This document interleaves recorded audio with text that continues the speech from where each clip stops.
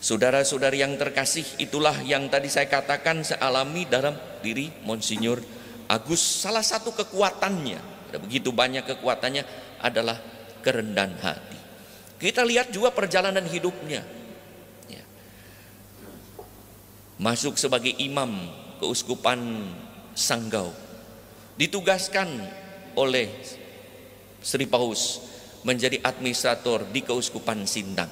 Kemudian menjadi uskup Sindang, dan 11 tahun yang lalu ditugaskan lagi menjadi uskup agung Pontianak.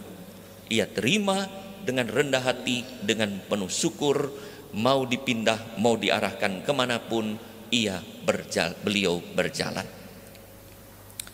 Dan saya mendengar dalam kunjungan-kunjungan ke kampung-kampung juga, kalau ada kelompok ibu-ibu yang memasak, sementara orang sudah pergi beristirahat, menyempatkan waktu untuk mendatangi dan menguatkan, meneguhkan ibu-ibu yang berada di dapur, mengucapkan terima kasih, berada bersama dengan mereka.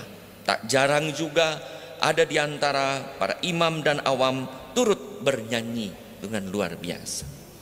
Kebanggaannya sebagai seorang Dayak yang patut disyukuri dan patut dikagumi, maka ia pun membuat museum di Wisma Keuskupan. Saya sudah menyaksikan 2 kali museum yang sangat bernilai luar biasa. Beliau bangga sebagai orang Dayak, tetapi merangkul semua kebudayaan. Maka kalau menyanyikan lagu-lagu pun, ia menyanyikan lagu-lagu Mandarin, Inggris, Indonesia, dan lagu-lagu bahasa lain. Kerendahan hati yang patut kita teladani dalam. Maka pada usia 75 tahun pun, ketika para uskup menyadari posisinya, beliau pun menulis surat pengunduran diri kepada Sri Paus pada November yang lalu untuk diperkenankan menyelesaikan masa tugasnya.